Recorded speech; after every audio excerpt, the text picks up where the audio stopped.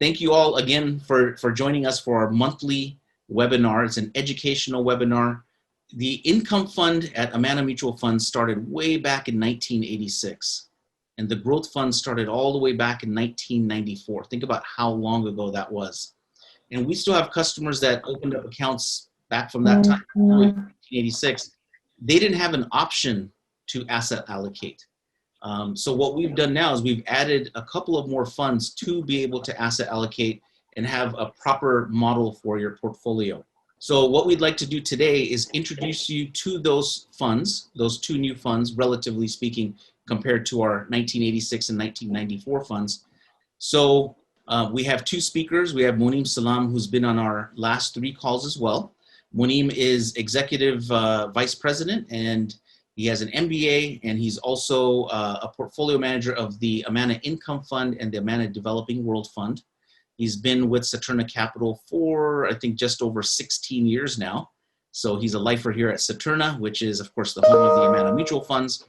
And then we have Patrick Drum, who joined us over 5 years ago. He was at UBS formerly, has a deep knowledge of bond markets, and that's what's helped us with the Sukuk funds, which he's going to explain to us today.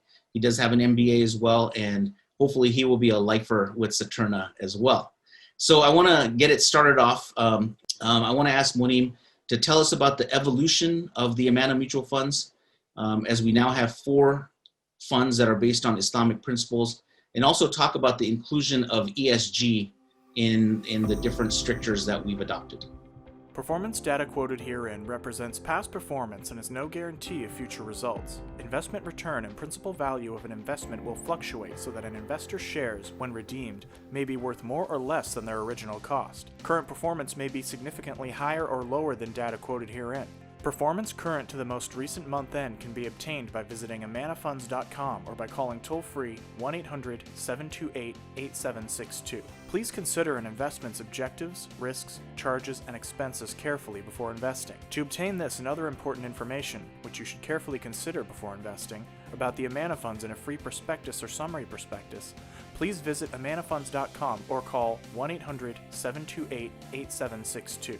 Thank you very much, Owaiz, for allowing me to speak here today, and thank you everyone for your time spending with us, an hour with us, to be able to get educated in asset allocation.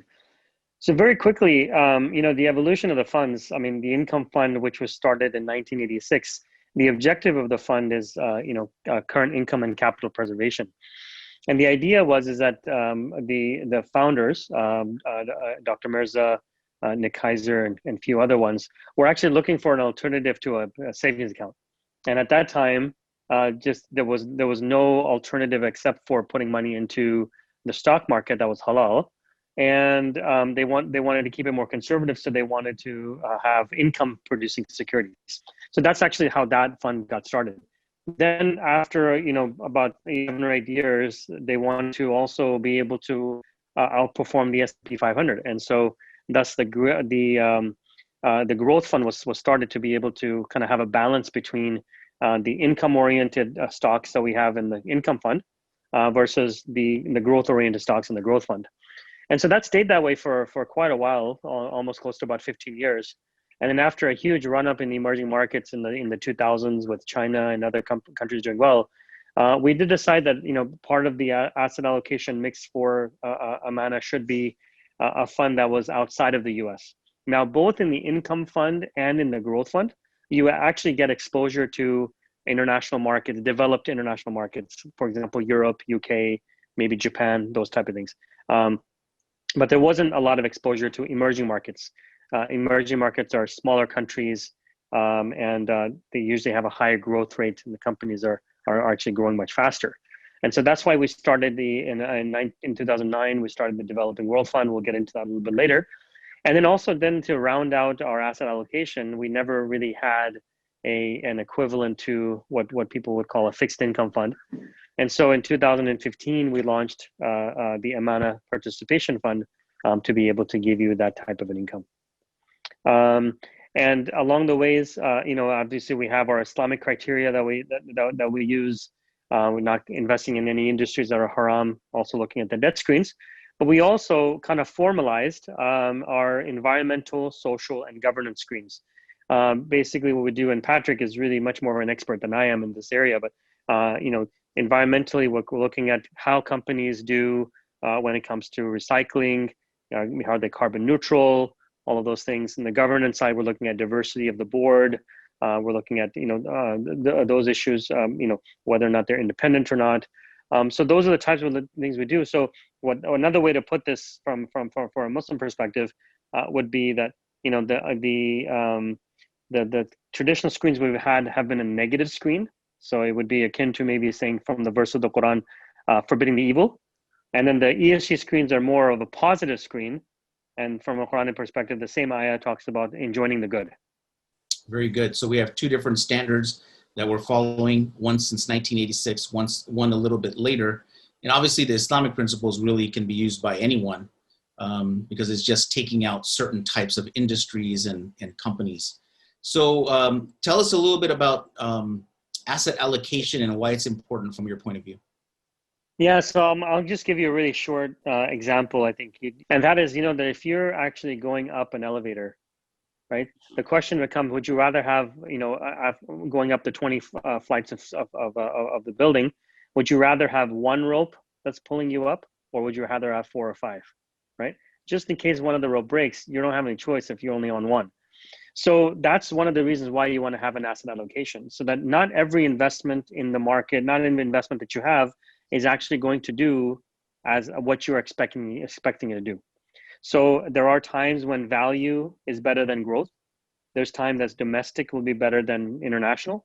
There's times when stocks will be better than sukuk, and vice versa. All of these things would be vice versa as well.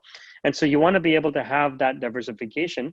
Now, how much diversification you have, percentage allocated to each of these, really depends on your time horizon and your risk tolerance. But generally speaking, it's really a matter of not having all of your eggs in one basket. So, if we're trying to asset allocate, we're trying to do it from home. We have multiple accounts open at Saturna, maybe elsewhere. They're going to look over to bring to Saturna. What kind of tools do you have right now that could make it easy for the individual investor? So, I mean, on our website, you can actually go and there is something called an Amana Fund Selector. The website is actually being shown right now. So if you actually take, it's a short, I think about 8 questions that you have to answer. And again, it's going to talk about, your risk. It's going to assess your risk tolerance. How much of it, how much are you willing to risk or lose in order to get a higher rate of return? And it also talks about time horizons and those type of things. Then it comes up with an asset allocation. What percentage in each of the income, growth, developing world, and participation fund you should be investing in. So generally speaking, what you'll really find, and it's a good rule of thumb, is that as if you're conservative, meaning you don't want to lose money, or you have a shorter time horizon, you're going to be much more weighted toward the participation fund. And then if you have a long-term time horizon and you are able to take a lot of risk, then you'll be much more weighted in the growth and developing world fund. And then the rest of the mix is going to be, depending on where in the middle you actually lie. Okay. You mentioned risk, and in previous webinars, we've talked about smart risk. And so when we're talking about this, we're also talking about educated smart risk. Okay, so yeah, the website is being shown there. It shows the 4 different funds. It shows your halal podcast where people can learn a little bit more about different subjects. I think we have 4 loaded on the website, and also the Amana Fund Selector. You would just basically click on try it out, and from the amanafunds.com website or saturna.com, and it'll take you 5 to 7 minutes to complete that. At the end of it, if you want to print the results, you can do that and connect with us. We'll give you our phone numbers at the end, or you can just start to make those changes by calling us at Saturna, and we'll help you with that. You can also do this within your 401k at work. And that's one of the questions that came up is, can you do this outside of Saturna? Yes, you can use the Amana Fund Selector and then buy the Amana funds or something similar if you don't have Amana funds within your 401k at work through your brokerage account. So now let's talk about the actual fund that you manage, which some people may not be invested in yet because they don't know about it, which is the Amana Developing World Fund. You mentioned it was started way back in 2009, right after the Great Recession in 2008. So tell us a little bit about that fund. Yeah, thank you. So the Amana Developing World Fund, as you mentioned, was started in 2009. The objective of the fund is long-term growth. And what we're looking for is basically exposure to up-and-coming markets and companies around the world. So what that means is that not only are we, for example, going into Malaysia or going into Saudi Arabia or going into Eastern Europe or Latin America and picking up the fast-growing companies in those countries, but also one of the unique features about this fund is that as long as the assets or the revenues of the companies, even if they're based in the US or in Europe, as long as more than 50% of their revenues or their assets are based in emerging market countries, then we are allowed to purchase them as well. We're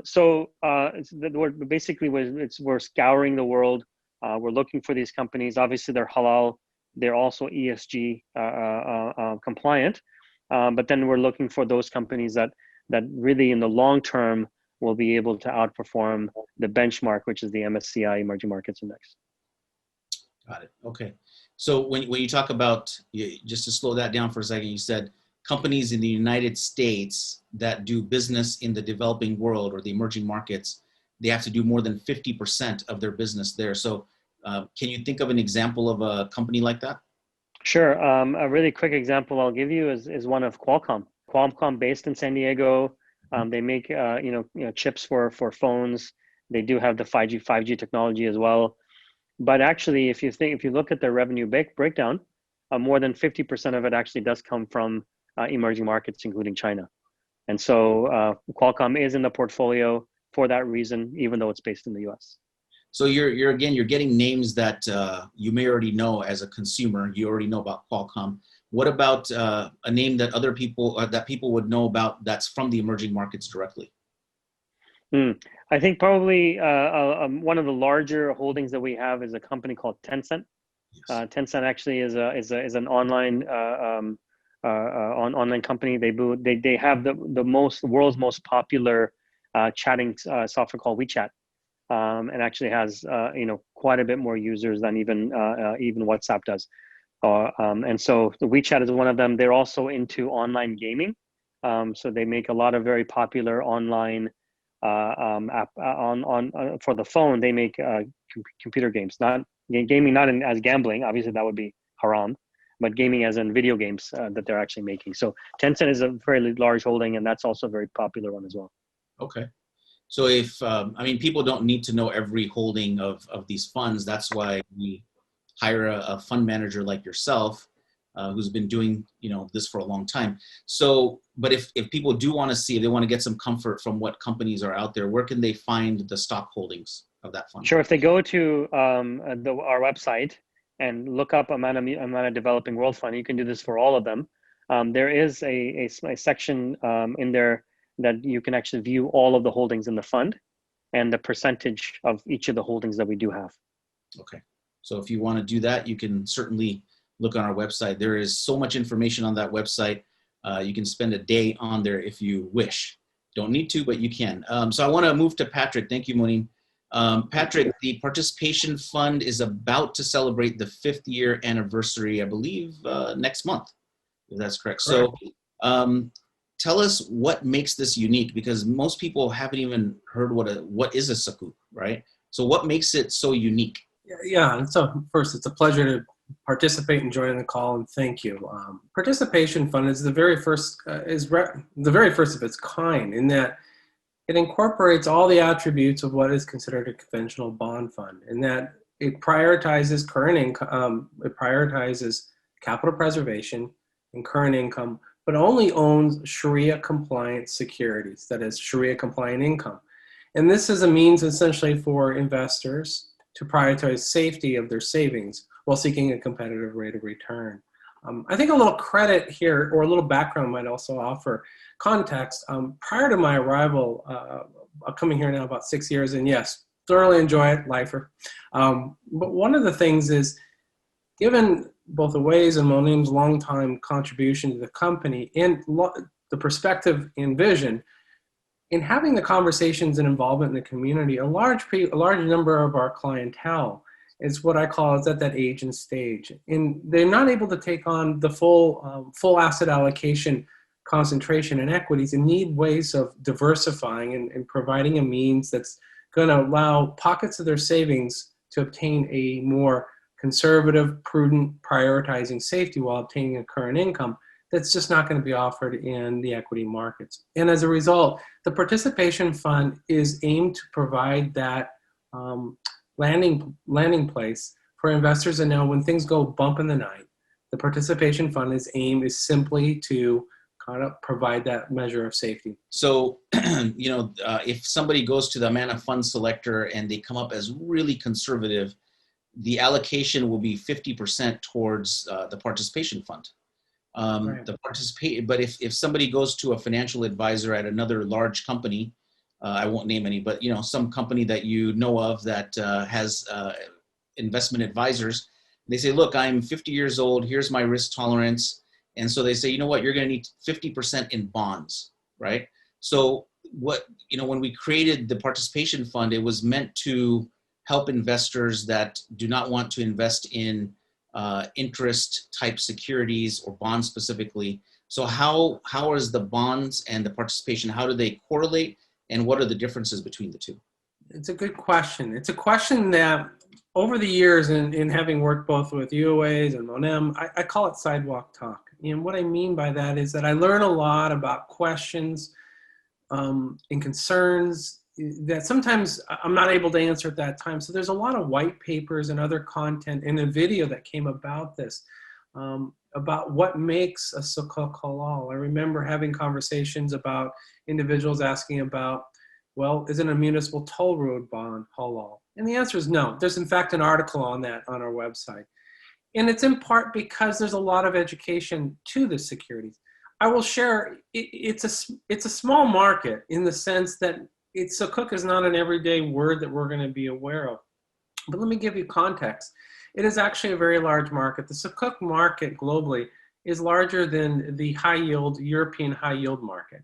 It's in excess of over $500 billion in size. So there is a lot out there. But what makes it unique? It's structured and looks like a bond. So I say it looks and acts like a duck and has a lot of the characteristics of a conventional bond, but it just doesn't quack. It has its own swag, we'll call it. And what's important about it, there are 4 attributes that make it unique and distinct. But in the simplest terms, I call it the 4 legs of a chair that really make it. And the first that embodies it is a risk-sharing component. Unlike conventional bonds, a sukuk, investors have a risk-sharing component. What that means is they have to share in both the profits as well as the potential loss or risk. Bondholders have a contractual obligation where they're going to receive their income, heck or high water. The second attribute is that as a sukuk owner, you actually own assets. As a bondholder, you're a creditor. You're essentially obligated as per contract to get your income. The third component with a sukuk is that there can't be any guarantees of your return of principal or that income. Well, again, with bondholders, it's contractual obligation. So under these 3 points, right in the beginning, is that sukuk holders have to take risk. You're owning an underlying asset, and there's no contractual guarantees. Everything which is unique and distinct by a bond.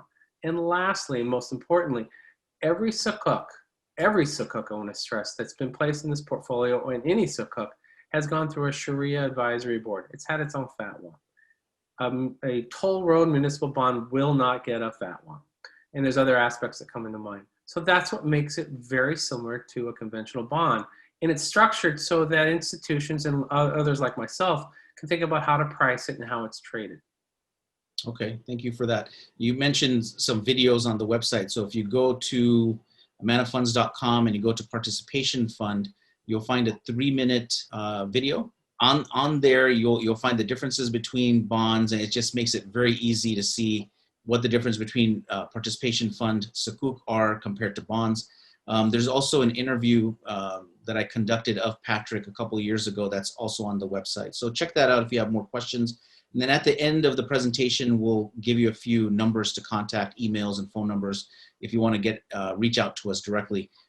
Going back to growth and income 1986, growth fund 1994, they've been talked about in articles. They've had Now, this is subjective on my part, but you can look up the numbers yourself, but they've had a very good track record of portfolio returns over time. They don't have positive numbers every year, but when you're looking at it in the long term, they have had very good numbers, especially when you compare it to S&P 500, either right there in certain years, in certain 5-year, 10-year periods. So I'm being careful how I say this, but I want you to take a look at the portfolio returns there. So the returns there have been very good for most investors. So why would they want to come to the Developing World Fund now? Over the last 10 years, the Developing World Fund has not performed as well. What would be the reason for that? So, there's a few reasons. One we talked about earlier, which is about asset allocation, right? So you want to be invested in companies from around the world, not just in the U.S. or not just in Europe or those things. So that's the first thing. One is to be able to be diversified and have asset allocation. Number two is when the emerging markets do well, they do really well, but when they do poorly, they end up doing really poorly. So if you look at the average rate of return over the 2000s, you're looking at high double-digit numbers as to how well they did. And then after that, because of multiple different factors, a stronger U.S. dollar, 0% interest rates, everything that was going on in this decade post the GFC or the financial crisis of 2008, you've had basically 10 years worth of lackluster returns relative to what the U.S. done. Okay. However, two reasons why you would want to have allocation here. One thing is there might be a reversion to the mean. The second part of it is that if you look at valuations, you're going to find very good valuations in the emerging markets, sometimes even better than the ones in the US. And what I mean by that basically is that you want to be able to, if the emerging markets haven't done well over the past decade, you want to be able to buy low and hold on until it goes higher. Not whereas, for example, in the US, where it's already high, and yes, it could go higher, but again, you're buying higher in the hope that it goes even higher than that. Whereas in the emerging markets, you can find this value, you can buy into these companies, and you can actually hold them for the long term. There's another shift that I want to talk about that's happening in the world, if you don't mind, Owaiz. Sure. And that is traditionally back in, let's suppose, even in the 2000s up until very recently, there were 4 different industries in most emerging markets that actually ended up doing really well, right? Number 1 was oil and gas, insurance, banking, and telecommunications. So traditionally, emerging markets for Islamic investors and ESG investors was off limits, because banking, insurance you cannot invest in, telecommunications is high debt, and oil and gas is a no-no from an ESG perspective, right?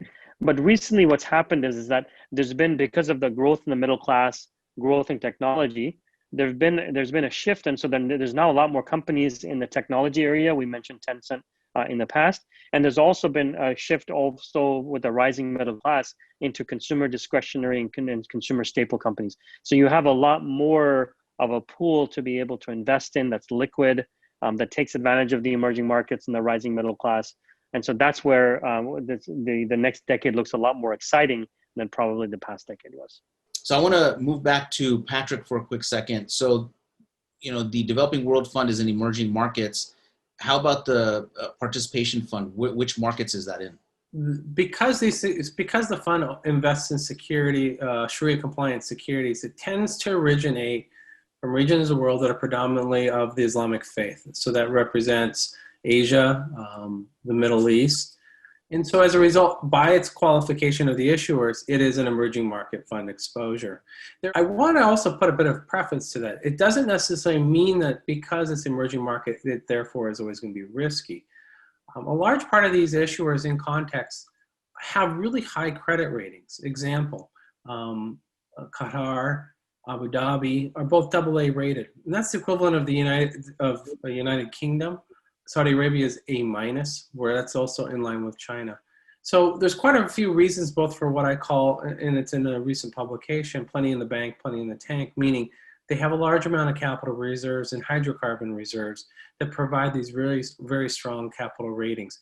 It, though, doesn't eliminate that this also, because it's emerging market, has other unique risks. But view it as emerging markets, and it's essentially where these funds, these Islamic securities are being sourced from.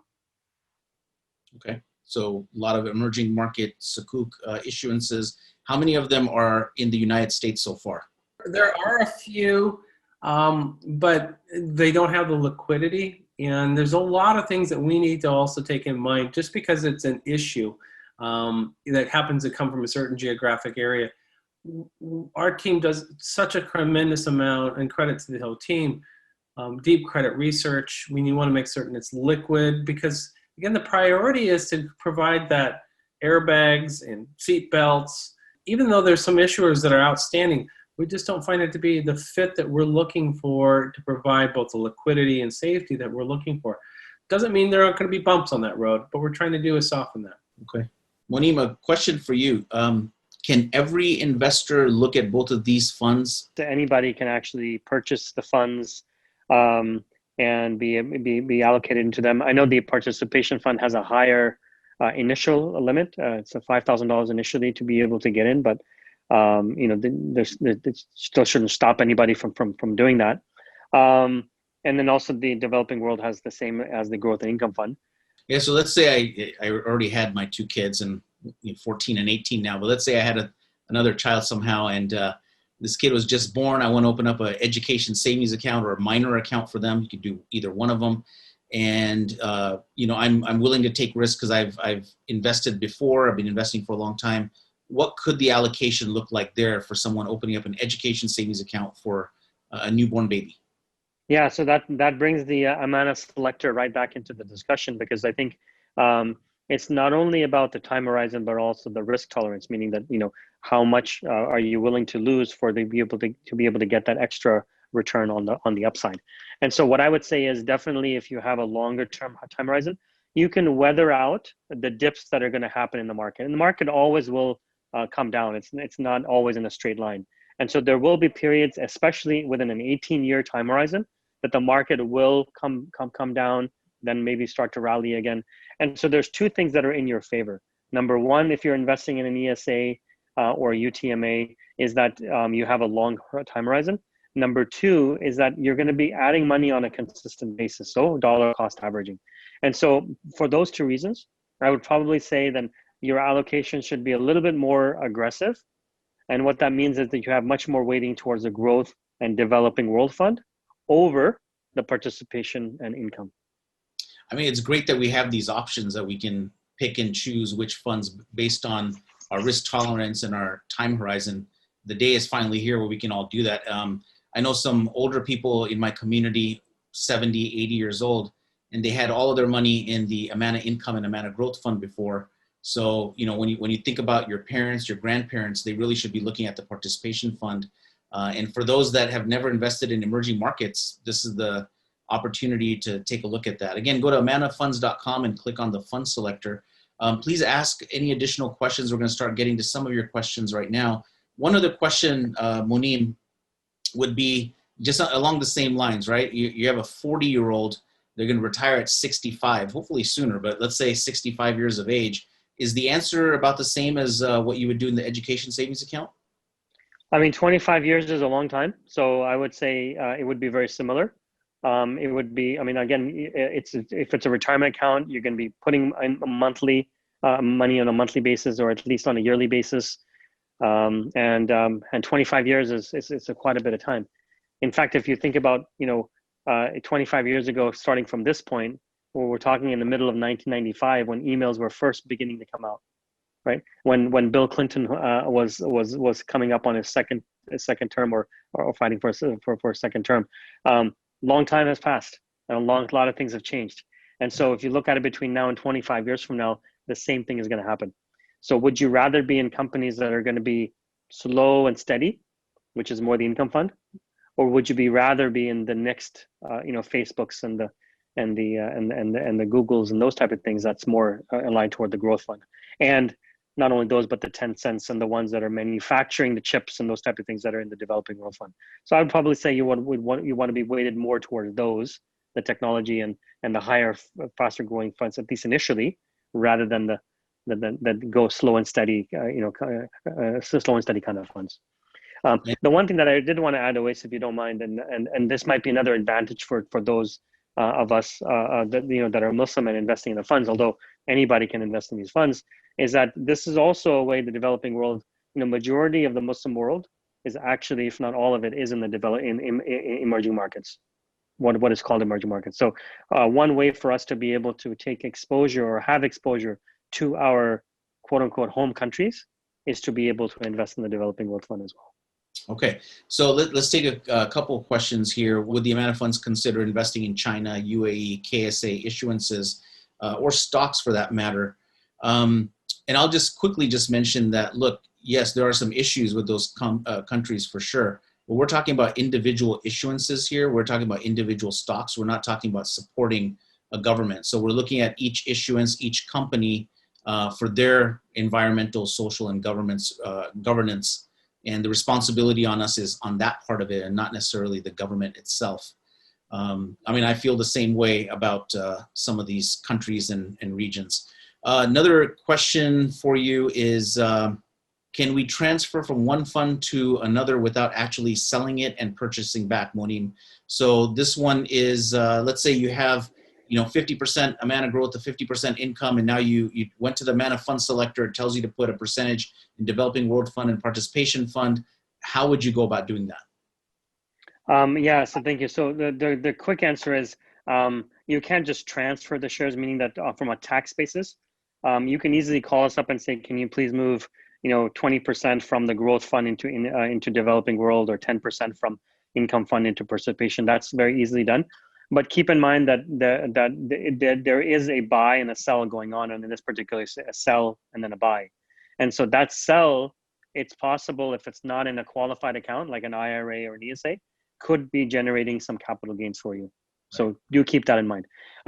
Some ways to get around that, especially if you're in an IRA, I would tell you is that, maybe if you only have growth and income, but you do want exposure to Developing World and participation, then any new contributions that you put in, then maybe put those new contributions into the Developing World and participation until you get to the point where that it's properly asset allocated. And not as maybe as important in the qualified account because there's no tax consequences. But if you do have an asset allocation in a taxable account, then that would be something that you want to consider. However, that all being said, I wouldn't let tax be the driver of your returns or your driver of your decisions, right? Mm-hmm. Tax is a consequence of you making money, which is a good thing, right? And so, the tax should never be put over and above the idea that you've been blessed being able to make that money in the first place. Very good points. One other, I recently did some reallocation in a taxable account. One of the things that you can do is let's say you have 50,000 in a taxable account, either for yourself or a minor account, those are both taxable. You could make a phone call into us and say, look, I want to move 5,000 into Developing World and 5,000 to Participation Fund. You can tell them to use the last purchases first, because those are the ones that have the least amount of gains. So if you bought something 10 years ago, you might have a lot of gain there. Use your last purchases to come out for. It's called last in, first out. You can certainly do that. Is there a program for buying a house for the first time? So the only program that we have for buying a house is that, every house that you buy has to have a down payment. Mm-hmm. And so you can use the Amana funds to be able to save up for the down payment of that house, right? And if you have some saved up already and you're thinking about buying a house within, let's say, 1 year or less, then again, going back to the asset allocation, you are much more better to be in the participation fund. If you're just starting off and saving and you're gonna have a 5-6 year time horizon before you have enough of a down payment, then I would go a little bit more aggressive with the growth fund, the Developing World Fund, growth fund, and then the income fund as well. But that's really it. We don't actually lend money. We're not a lender of money. We are an investor of money. So we will take your money and invest it on your behalf, but we won't give you money to be able to purchase a house. And are there companies that they should be looking at without giving names? There are ways to do this in Islamic way? Absolutely. There's a lot of ways. You can Google, Islamic housing or something along those lines, and you should be able to pull up the few that are in the US. Thank you for that. So I want to thank Monem, I want to thank Patrick, and most importantly, I want to thank the folks that stayed on with us for an hour. We really appreciate you. I'm going to give you my email address. It's on the screen. You should be able to see it. If your question didn't get answered, shoot me your question on that email address. Also, if you want something specific to be done in a future webinar, because we're going to do this once a month, please let us know. And if you want more information, I would check out the videos first on our website, and also the podcast, which Monem has been hosting. We have, I think, 4 of them now online, maybe more. And those really get in depth, and I think you'll enjoy that. You can put that on your phone and listen anytime. So again, thank you very much. We hope to connect with you even more often, and we look forward to your questions. Thanks, everyone. Have a great rest of the day. Thank you. Thank you. Take care.